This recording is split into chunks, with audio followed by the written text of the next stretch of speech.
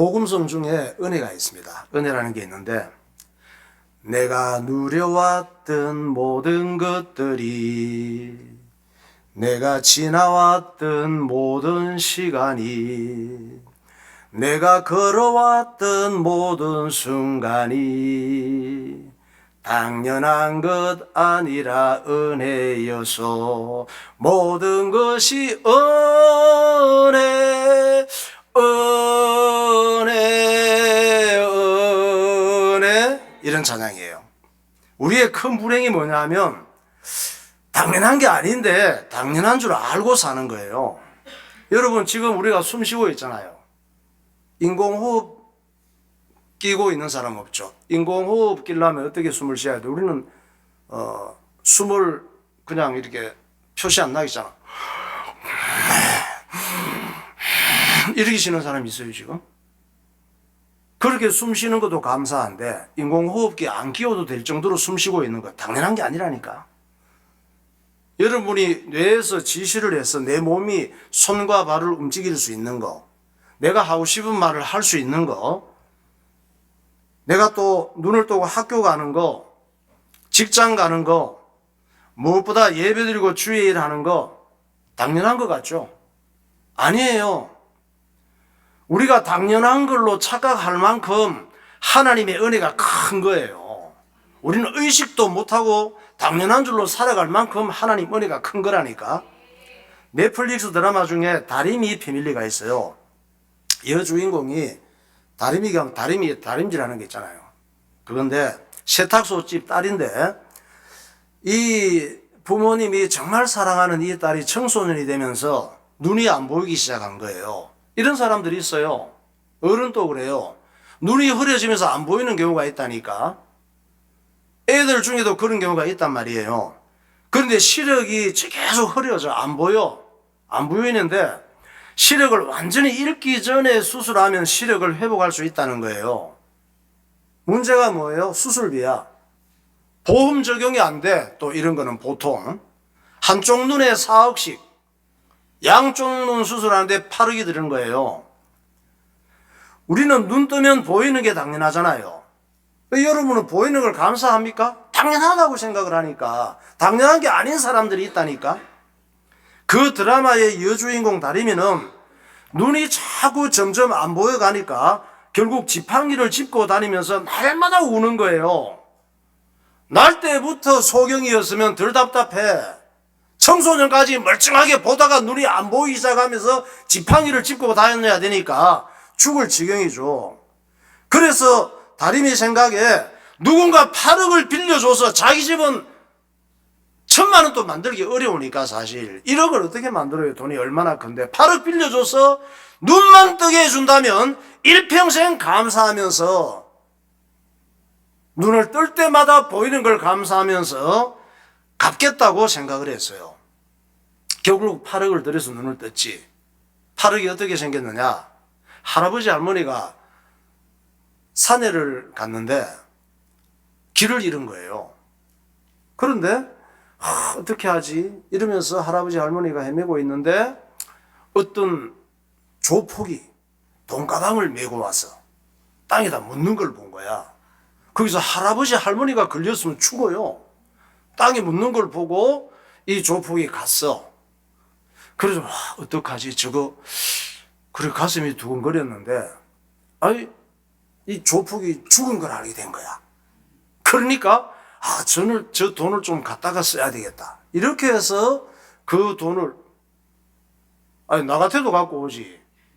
그 가방 묻어놓은 조폭이 죽었는데 그 조폭이 뭐 자기 돈 벌어서 묻었겠어? 어디 훔쳐다가 도둑질 한 거일 거 아니에요. 그러니까 그 조폭이 죽었으니까 아무나 쓰면 된다 생각을 하고 가져갈 수 있잖아. 그런데 그래도 법적으로 가져가면 안 돼요. 그냥 생긴 공돈은 신고를 해야 되는 거야. 근데 신고를 하면은 자기가 또 얼마 받을지 모르니까 그걸 일단 갖다가 수술을 했죠. 손녀의 수술을. 그래서 다리미가 눈 수술을 했어요. 저렇게.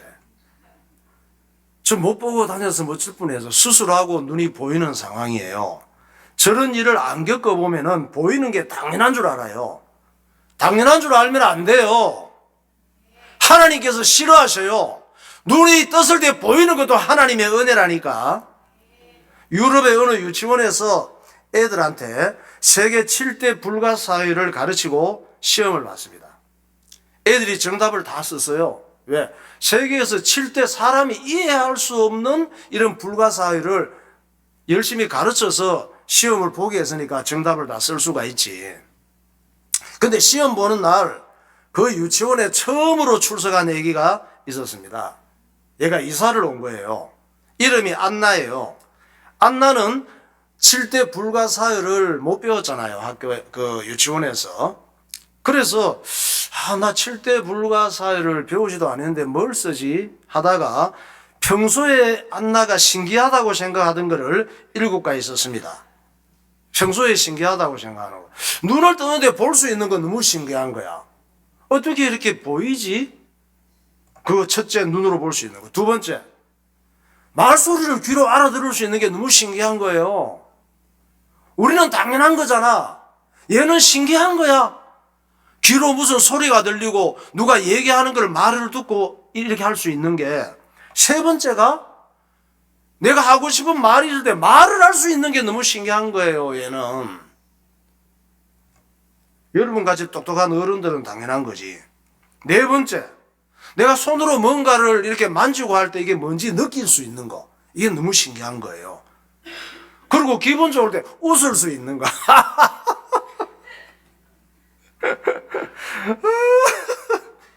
이게 너무 신기한 거예요. 웃을 수 있는 게. 여섯 번째, 뭔가를 보고 생각할 수 있는 게 또 신기한 거야. 일곱 번째, 누군가를 이렇게 좋잖아. 좋아하는 마음이 생기는 거. 이게 또 신기한 거예요. 신기하지 않아? 여러분, 이게? 듣고 보니까 신기하지? 예. 이게 당연한 거예요? 아니에요. 돈으로 살 수 없는 하나님의 은혜라니까, 이게. 하나님 주신 거는 돈으로 다 가치로 따질 수가 없어. 돈으로 살 수 없는 걸 하나님이 주시는 거예요. 그러면 우리는 왜 하나님의 은혜를 모를까? 영적 소경이 돼서 그래요. 하나님의 은혜를 볼 수 있는 눈이 없는 거예요. 그래서 하나님의 은혜를 모르는 거예요. 영적 소경이 뭐냐? 하나님의 빛이 떠나니까 영적 어둠 속에 들어간 거야. 영적 어둠 속에 들어가니까 하나님을 알 수도 없고 하나님 주신 은혜를 볼 수 있는 눈이 어두워진 거예요. 요한복음 1장 3절에 말씀하고 있잖아요. 만물이 그로 말미암아 지은 바 되었으니 지은 것이 하나도 그가 없이는 된 것이 없느니라.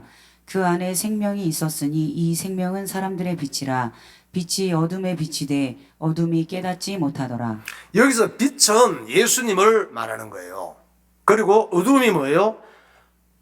하나님의 빛이 떠남으로 영적인 소경처럼 되어서 하나님이 주신 은혜를 볼 수 없는 영적 소경처럼 된 사람의 영혼이 어둠이라고 표현하는 거예요. 그러니까 사람이 타락해서 영적 어둠이 왔는데 하나님 말씀을 중요한 줄로 깨닫지도 못하고 예수님도 몰라본다는 말씀이에요. 그래서 예수님을 미워하다가 지적질한다고 싫어하다가 십자가에 못 박아 죽인 거거든. 사람은 하나님의 형상을 닮은 영적 존재로 지음받았습니다. 이 또 무슨 말이냐? 그것은 하나님의 형상을 닮은 영적 존재로 지음받았다. 이 말은 동물들하고 다르다 이 말이에요. 사람이 하나님 그렇게 지으신 거야. 그것은 이성과 신앙을 가진 존재라는 말이에요. 동물은 이 생각, 지정의 이성이 없어요. 사람의 감정, 사람의 지식 이런 게 없다니까. 사람과 동물과 그게 다른 점이에요.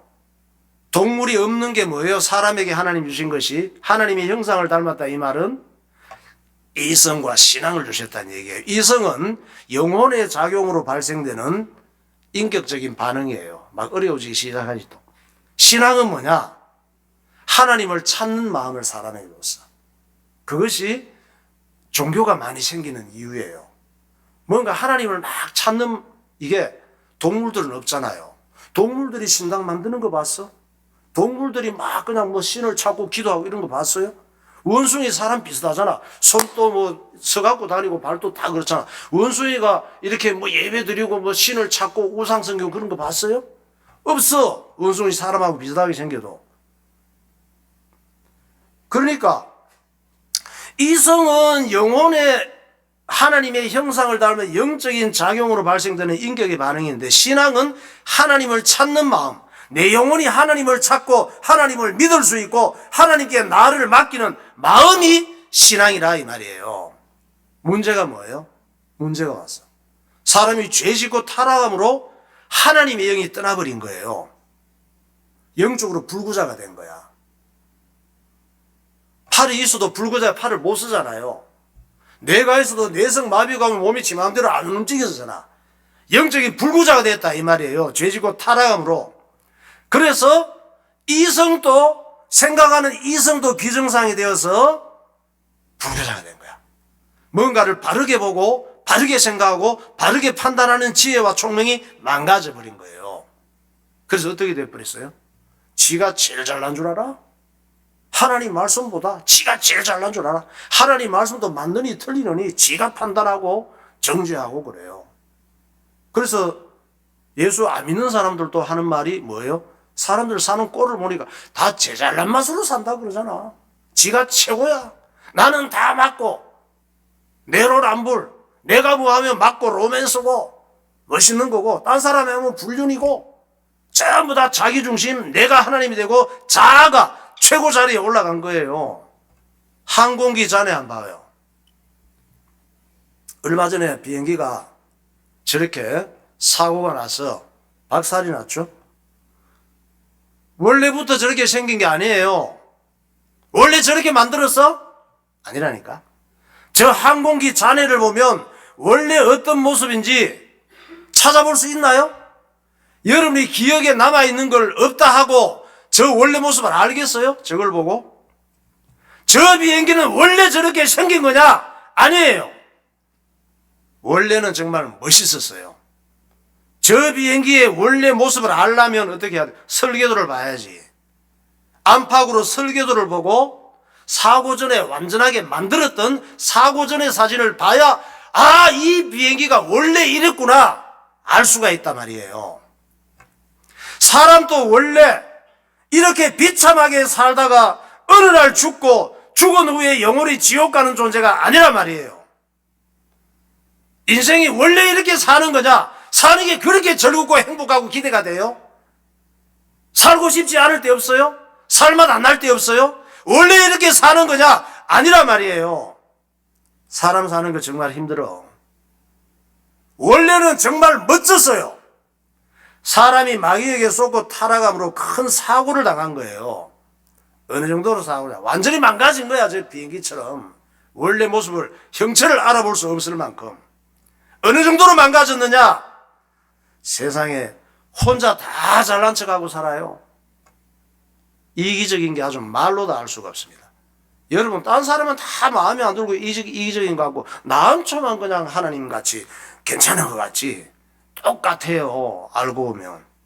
딴 사람보다 내가 더 바르게 생각하고 나는 비교적 남 배려하고 이렇게 생각하는 사람이 더 나쁜 사람이야. 사실은.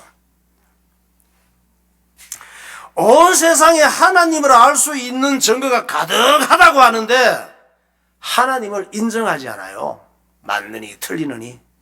얼마나 사람들이 미친 짓을 하느냐. 개나 소를 하나님으로 섬겨요. 인도 같은 데 가면 아주 소를 행복하게, 우리는 소 잡아먹잖아요. 그날은 소를 신처는 뭐, 소가 지나가면 차가 서 있어야 돼. 또 내가 태국 갔으니까 또 개가 또 그냥 살맛나 개팔자예요. 개를 또 안 잡으면 우리나라도 앞으로 안 잡으면 없겠지만.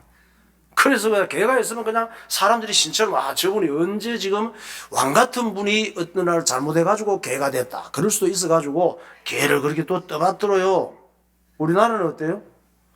돼지를 또 왜 그냥 또 모시지. 대가리를 잘라갖고 삶아갖고 고사 지내고 제사 지내는 데도 써요.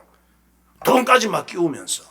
세상에 영화 찍을 때도 영화 대박 나게 해달라고 그거 해놓고 돈 끼워주고 있더라고. 인간들이. 돼지가 얼마나 웃겼으면 웃고 있어요. 돼지 대가리가.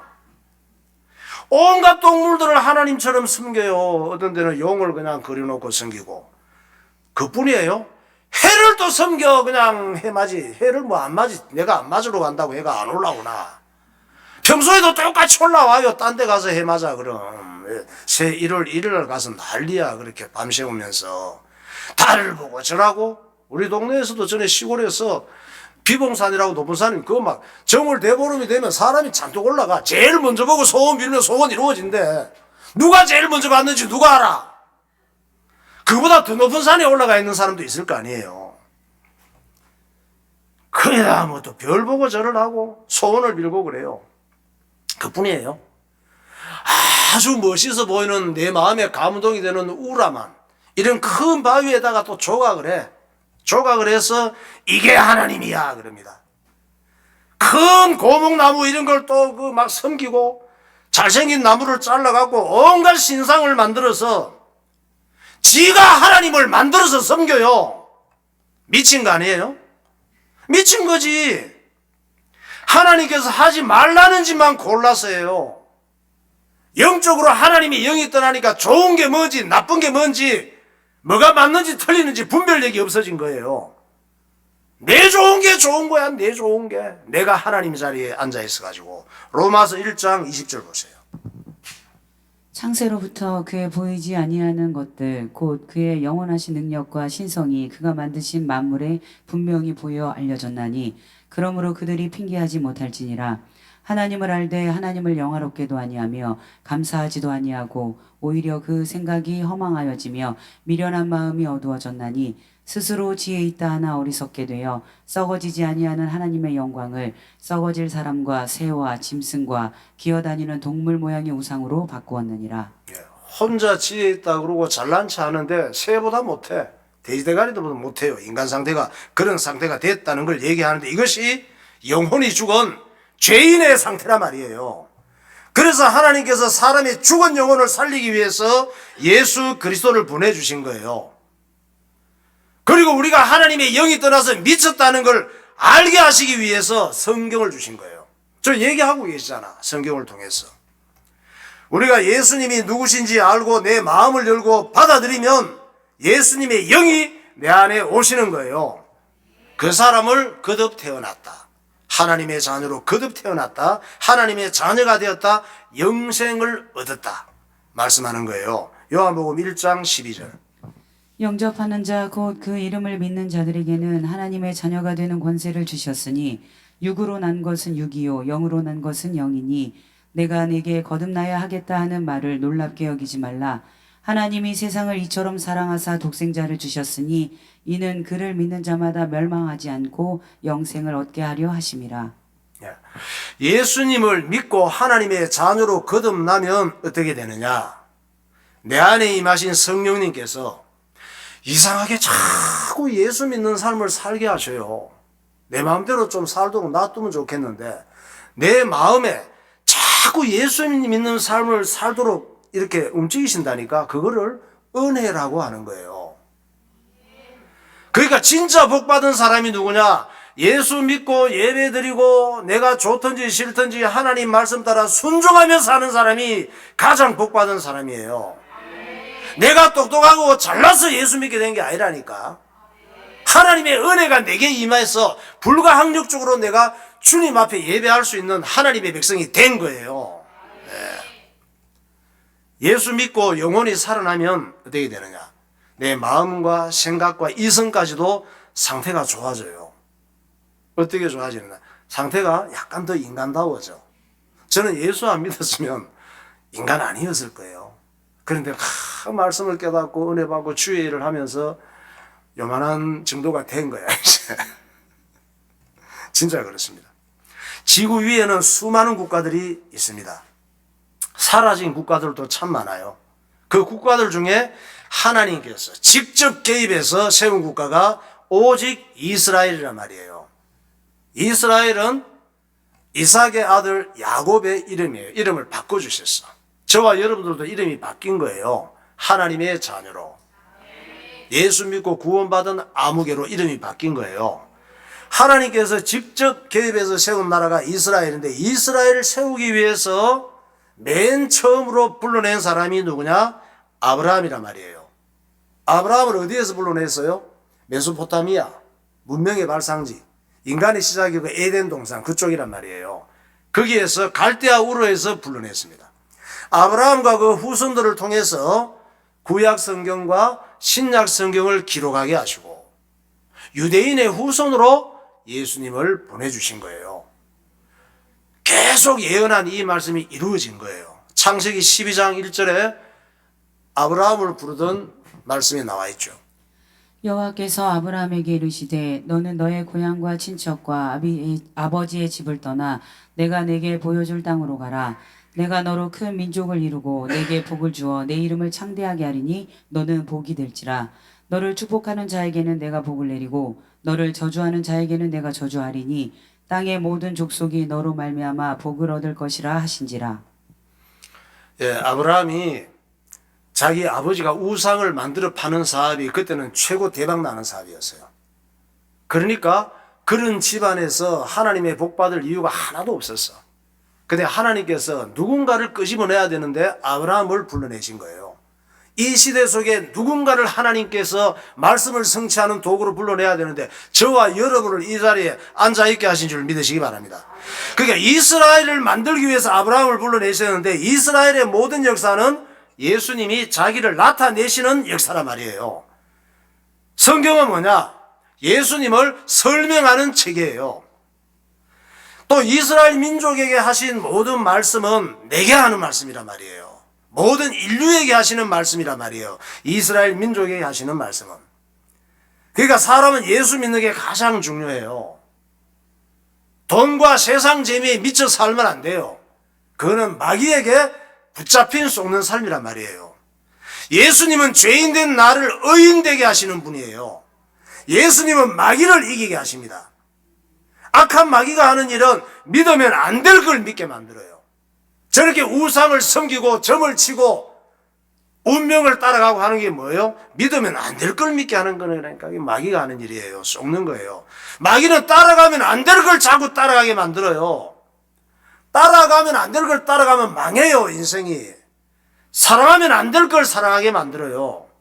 사랑하면 안 될 게 많아.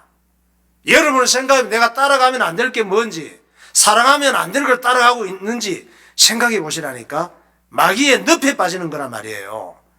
그러나 예수 믿고 예배 드리고 살면 예수님께서 마귀 역사를 이기게 하시고 알게 하시고 선한 길로 인도하시는 줄 믿으시기 바랍니다.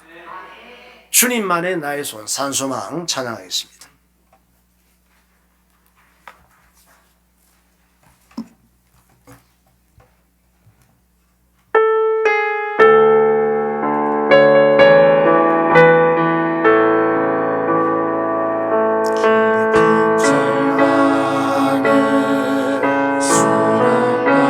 주님께 닿을 수 없던 우리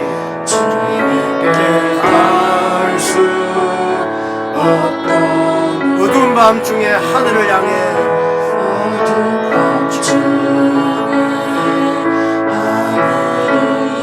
주의 이름 나 부를 때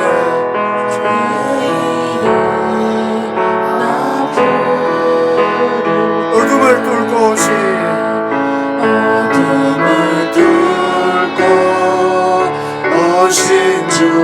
나의 절망 거두셨네. 나의 절망 거두셨네. 주님의 공로 다 이루셨네. 주님의 공로 다 이루셨네. 주 예수 나의 산소망. 주 예수 나의 산소망. 그 누가 주의 자비를 알아.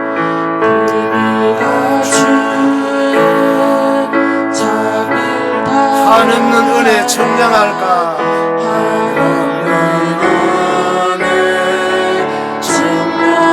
영광을 떠나 이 땅에 오신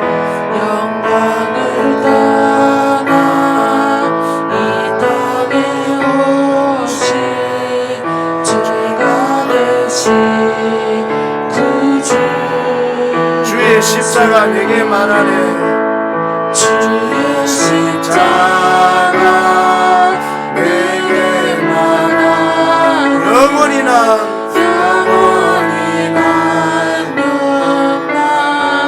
아름다우신 왕 나는 주의 것. 아름다우신 왕 나는 주의 나의 산소망.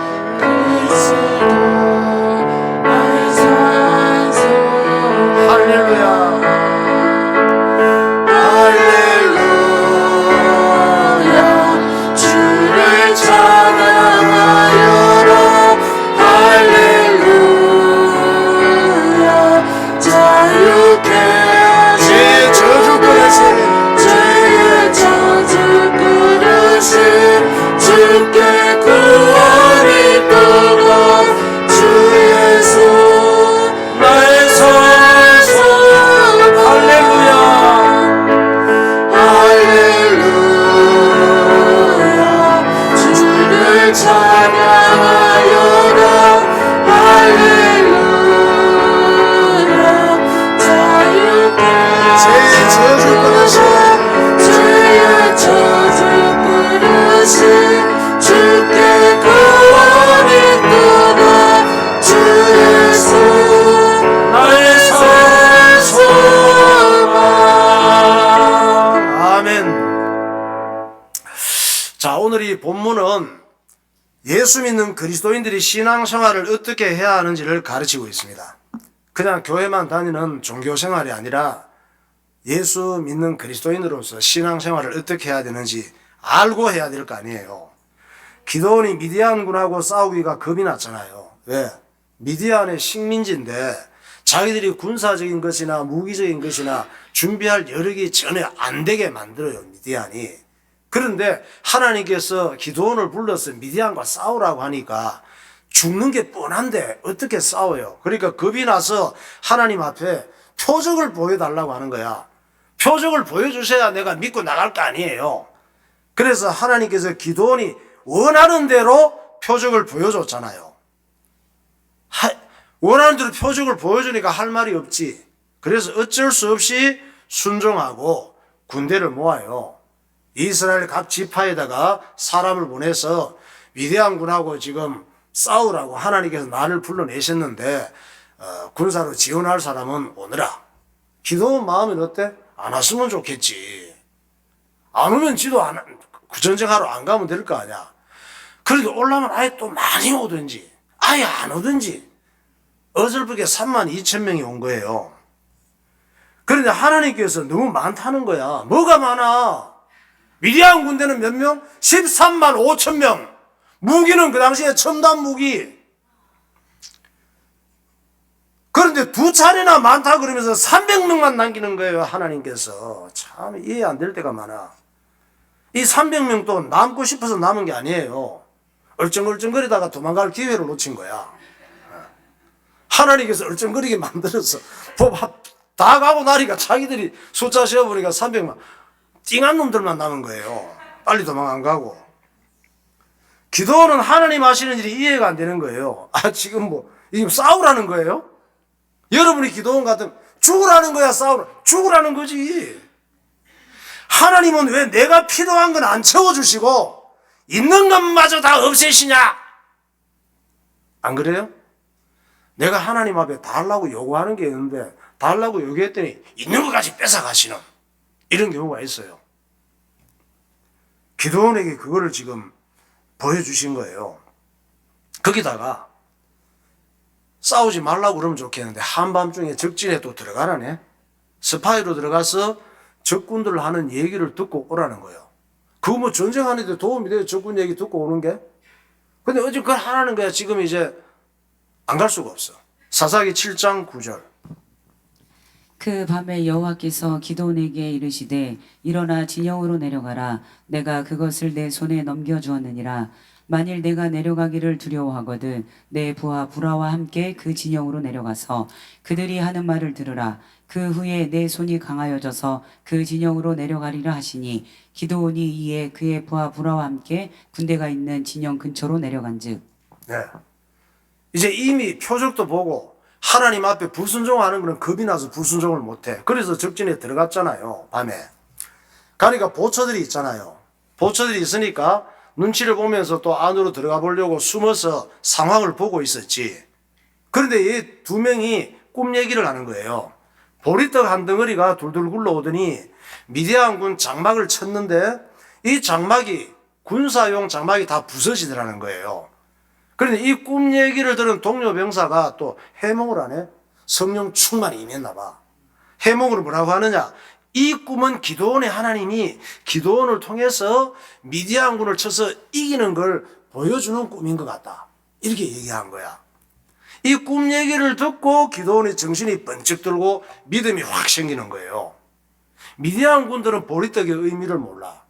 근데 이스라엘 민족은 보리떡의 의미를 안단 말이에요. 아, 맞다. 하나님께서 우리 민족이 이집트, 애굽에서 종노릇 할 때 말도 안 되는 약속을 하셨지, 하나님께서. 애굽에서 너희들이 해방되면 어떻게 해방이 돼? 그 당시에 최강대국이 애굽인데 이스라엘 민족들은 지금 노예가 돼 있는데 거기서 어떻게 해방이 되냐고. 그런데 하나님께서 모세를 통해서 말씀하신 거예요. 애굽에서 이제 해방이 너희가 될 것이고 가나안 땅, 지금의 이스라엘 땅에 가게 될 것이고 가나안 땅에 너희들이 들어가면 첫 이삭, 첫 열매 보리 맥주절을 그치게 될 것이다. 보리를 거두고 보리떡을 먹게 될 것이라고 예언을 하셨단 말이에요. 말도 안 되는 이 예언이 역사가 지나면서 모세를 통해 이루어졌고 기드온은 지금 그 가나안 땅에 들어와서 살고 있잖아요. 그래, 하나님 말씀은 반드시 이루어지는 것이. 하나님 예언된 말씀은 반드시 이루어지는 줄 믿으시기 바랍니다. 점 하나도 이루어지지 않는 게 없어요. 하나님 말씀이 역사 속에 이루어지지 않았으면 나부터 안 믿어. 안 믿을 수가 없게 돼 있단 말이에요. 그래서 하나님 말씀은 반드시 이루어지는 거지. 기도원에 내가 겁낼 일이 아니구나. 그래서 믿음이 생기고 힘이 나는 거예요. 우리는 이루어진 하나님 말씀을 보고 믿음을 가져야 돼요. 내 인생에도 앞으로도 하나님이 역사의 주인, 창조주이신 것을 믿어야 되는 거예요. 과거의 구약시대에는 이루어질 게 많았어. 지금 이루어진 게 많기 때문에 안 믿을 수가 없게 돼 있다니까. 그래서 믿음이 생기고 힘이 난 거예요, 기도원이. 우리가 똑같은 염려, 걱정, 불안 속에서도 하나님 말씀에 대한 믿음이 생기면 겁날 게 없어요. 상황은 똑같고 달라져 버린다니까, 의식이. 사사기 7장 15절을 보세요. 기드온이 그 꿈과 해몽하는 말을 듣고 경배하며 이스라엘 진영으로 돌아와 이르되 일어나라, 여호와께서 미디안과 그 모든 진영을 너희 손에 넘겨주셨느니라 하고. 패러다임이 달라졌지. 달라져 버린 거야. 그 꿈 얘기를 듣고. 기도원이 믿음이 생기니까 하루 강아지 범 무서운 줄 모르게 된 거예요. 꿈 얘기 듣기 전에는 막 떨고 있었는데 계속. 그래서 참 멋진 기도 이제 처음으로 하는 거야. 하나님, 무엇이든 말씀하세요. 하라는 대로 다 따르겠습니다. 믿음이 탁 생긴 거야. 그럼 그렇게 잘 나가기 그냥 계속 나갔으면 얼마나 좋아. 하나님께서 또 최악의 상황으로 몰아가시는 거예요. 기도는 이제 빼박이야. 빼박 알죠? 빼도 박도 못해. 이제는 막 가야 되는 거예요. 아니, 전쟁터에서 장렬하게 죽더라도 좀 무기다운 무기를 줘야 되잖아. 좀 칼을 어디서 좀 준비해 주든지 창을 좀 준비해 주시든지 그래야 되잖아요. 하나님이. 아니, 동네에 가서 빈 항아리, 횃불, 양뿔로 만든 양각 나팔 이런 걸 준비해 오라는 거야. 이게 지금 전쟁하는데 무슨 의미가 있어, 그게. 놀러가 지금? 그런 게 무기가 돼요? 빈 항아리가 무기가 돼? 횃불이 무기가 돼요? 나팔이 무기가 돼, 지금? 안 돼요. 아예 제대로 죽이려고 하나님이 작정하셨구만. 아주 지질이 공상이다. 도대체 하나님은 멋있지가 않아. 좀 멋있는 무기 좀 주고 군사들 좀 장비 주고 이러면 얼마나 좋아. 세상에. 사사기 7장 16절을 보세요.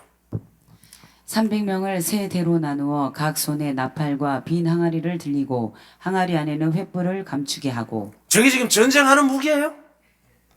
한밤중에 적들을 기습 공격해야 되는데 이 세 가지 무기는 전부 자살 행위예요, 사실은. 항아리를 깨서 소리가 나면 어때요?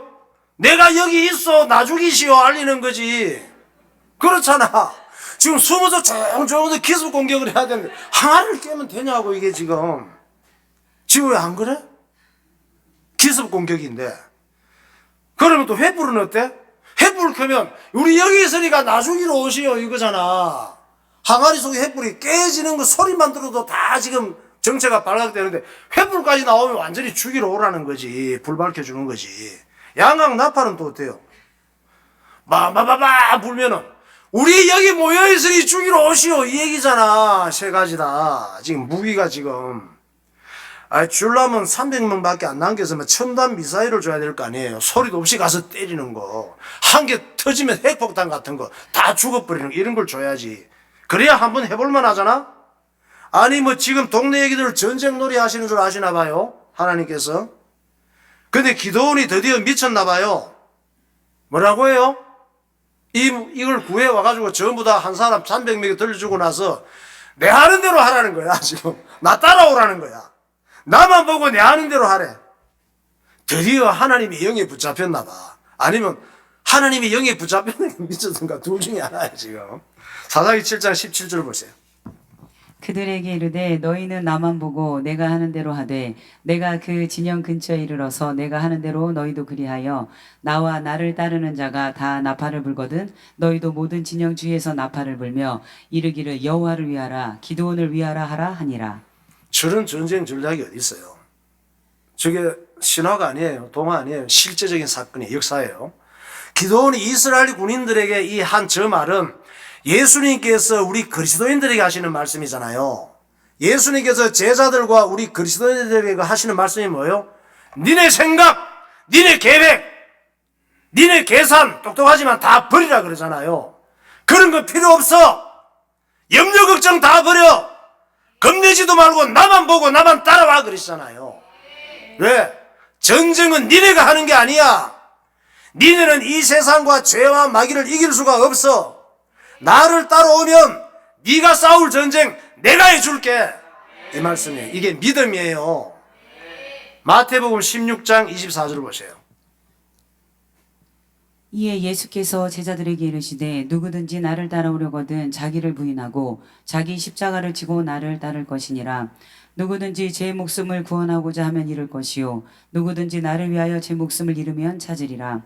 말씀하시되 나를 따라오라 내가 너희를 사람을 낚는 어부가 되게 하리라 하시니 그들이 곧 그물을 버려두고 예수를 따르니라. 그들이 곧 배와 아버지를 버려두고 예수를 따르니라. 직장과 사업을 다 버려두고 주님을 따라가는데 저 사람들 바보 아니에요? 바보 맞지? 아니 아버지하고 같이 열심히 일하고 바다에 한 번이라도 더 배 끌고 나가서 고기 많이 잡아서 돈 많이 벌 생각하는 게 정상이지. 예수님을 왜 따라가? 주일날 예배 오는 사람들 바보 아니에요? 한 푼이라도 더 벌어야지. 직장 가서. 예수님 따라가면 돈이 돼 밥이 돼 그러잖아요. 제자들도 알아요. 예수님 따라가면 돈 되는 것도 없고 밥도 먹기 힘들고 밤에 편하게 잘 수 있는 집도 없다는 걸 알아요. 그런데 그래도 좋은 걸 어떡해? 자기 몸이 이상하게 끌려가는 걸? 우리도 이 시대의 예수님의 제자들이에요. 저와 여러분은 미안하지만 예수 안 믿고 못 사는 사람이 됐어요. 예수 믿고 손해봐도 예수 믿은 것 때문에 핍박을 받아도 예수 안 믿고 못 사는 사람들이 있다니까. 하나님께서 기드온과 이스라엘 군인들에게 빈 항아리, 횃불, 양각 나팔을 무기로 주신 것은 이 싸움은 니네 군사력이나 좋은 무기를 갖고 싸우는 전쟁이 아니란다. 그러니까 떨지마 하시는 거예요. 예수 믿고 주의 일하는 것은 내가 하는 전쟁이 아니에요. 예수 믿는 것은 전쟁이에요. 죄와의 전쟁, 마귀와의 전쟁, 영혼과의 전쟁이에요. 이 전쟁은 예수님께서 이끌어 가시고 예수님께서 밀고 가시는 전쟁이에요. 하나님께서 기드온에게 100명씩 세 팀을 만들어라 그랬잖아. 이거 지금은 이제 기드온 의지는 없어요. 무조건 따라가야 돼. 세 팀 만들고 횃불은 항아리 속에 감추라 그러잖아. 나팔은 오른손에 들게 하라 그러잖아요. 그리고 언제 기습을 해? 이경초. 밤 11시쯤이에요. 밤 11시. 이때는 미디안군은 뭐 보나마나 이스라엘 쟤네들 지금 상대가 안 되잖아. 그러니까 해가 지면 그냥 푹 자는 거지. 11시쯤 되면 그냥 잠이 깊이 든 상태예요. 그때쯤 보초들만 살아있지. 보초들은 뭐예요? 교대를 해야 되잖아. 보초들이 교대할 때가 11시쯤이란 말이에요. 이때에 하나님께서 기드온에게 항아리를 깨고 나팔을 불고 소리를 지르라고 하신 거예요. 사사기 7장 19절. 기드온과 그와 함께한 100명이 이경초의 진영 근처에 이른즉 바로 파수꾼들을 교대한 때라. 그들이 나팔을 불며 손에 가졌던 항아리를 부수니라. 세대가 나팔을 불며 항아리를 부수고 왼손에 횃불을 들고 오른손에 나팔을 들어 불며 외쳐 이르되 여호와와 기드온의 칼이다 하고 각기 제자리에 서서 그 진영을 에워싸매 그 온 진영의 군사들이 뛰고 부르짖으며 도망하였는데 300명이 나팔을 불 때에 여호와께서 그 온 진영에서 친구끼리 서로 칼로 치게 하심으로 적군이 도망하여 스레라의 베시다에 이르고 또 답밭에 가까운 아벨모올라의 경계에 이르렀으며 한밤중에 비몽사몽하래 그 밤에 술도 한 잔씩 했겠지. 그러고 이제 푹 자고 있다가 난리가 나 소리가 있고 막 횃불이 켜지고 하는데 정신이 하나도 없어. 근데 여호와께서 지그끼리 싸우게 하신대. 지그끼리 싸우게. 여호와께서 그렇게 하셨대. 하나님은 전쟁도 참 재미있게 하세요. 약간 게임 같지 않아? 전쟁이? 믿음으로 살면 하나님께서 재미있고 행복하게 하셔요. 그리스도인들이. 여기서 깨어진 항아리가 뭐냐? 깨어지기 쉬운 우리의 마음과 생각, 우리 인생과 육체를 가리키는 거예요. 잘난 것 같지만 우리는 깨지기 쉬워요. 감정이 날 왔다 갔다 해요. 천국과 지옥을. 조금 좋으면 그냥 세상 다 얻은 것 같고, 조금 힘들면 세상 다 무너진 것 같고, 항아리 속의 횃불은 연약하고 깨지기 쉬운 우리의 육체 속에 오신 예수 그리스도를 의미하는 거예요. 예수님이 우리 속에 빛으로 오신 줄 믿으시기 바랍니다. 그래서 사도 바울은 우리는 질그릇 같다 그러잖아. 질그릇은 그릇 중에 제일 못난 거, 깨지기 쉬운 거, 싼 거예요. 질그릇 갖고 우리는 내 안에 오신 예수님은 보배라고 그러잖아요. 저와 여러분은 보배를 가진 질그릇이 된 줄 믿으시기 바랍니다. 보통 사람이 아니에요. 고린도후서 4장 7절 보세요. 우리가 이 보배를 질그릇에 가졌으니 이는 심히 큰 능력은 하나님께 있고 우리에게 있지 아니함을 알게 하려 함이라. 우리가 사방으로 우겨쌈을 당하여도 쌓이지 아니하며 답답한 일을 당하여도 낙심하지 아니하며 박해를 받아도 버림받지 아니하며 거꾸로 뜨림을 당하여도 망하지 아니하고 우리가 항상 예수의 죽음을 몸에 짊어짐은 예수의 생명이 또한 우리 몸에 나타나게 하려 함이라.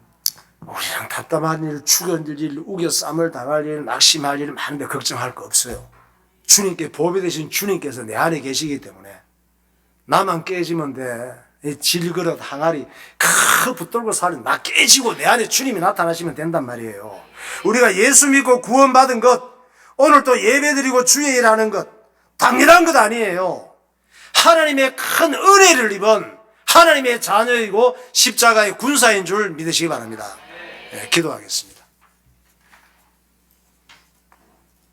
사람의 죄악과 큰 불행은 당연한 게 아닌데 당연한 줄 알고 사는 것입니다.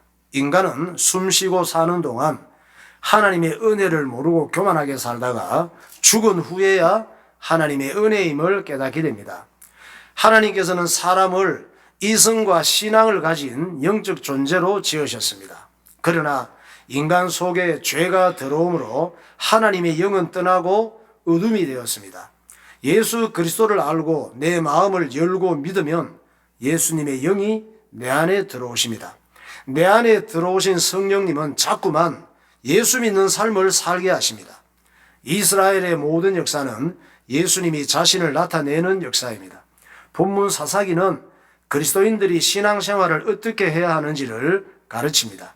하나님의 뜻은 기드온 같은 성도들이 하나님을 바르게 인식하고 참 믿음을 가지는 것입니다. 하나님이 기드온에게 제공하신 무기는 보리떡과 항아리, 횃불, 나팔, 소리 지르기였습니다. 성도의 가장 큰 적은 내 속에 찌든 마귀적 욕구와 육에 속한 체질입니다. 하나님 아버지, 구원을 주신 하나님의 은혜를 알게 하시고 내 마음을 다스리고 내 인생을 통치하시는 주인이 예수님이 되게 하옵소서. 통성으로 기도하겠습니다. 할렐루야. 거룩하신 하나님 아버지, 은혜와 사랑으로 감사합니다.